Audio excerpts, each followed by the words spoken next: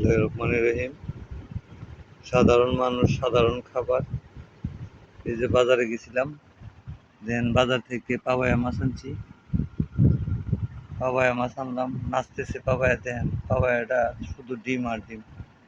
দেন ডিমে ভরপুর পাবায়া মাছ। তারপরে মোরগ জবাই করলাম, দেশি মোরগ।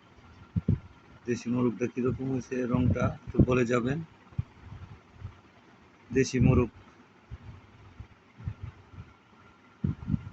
তারপরে দেন আমার বাগানের কামরাঙ্গা মরিচ। আমাদের এলাকায় এই মরিচটারে কামরাঙ্গা মরিচ বলে, আবার অন্যান্য জায়গায় ফুটকা মরিচও বলে। আমার বাগানের লেবু, বুঝছেন? ওই যে পেঁয়াজ কেটে লইলাম, মরিচ লইলাম বেশি কইরা। এই হলো আমাদের গ্রামের সাধারণ মানুষের খাবার।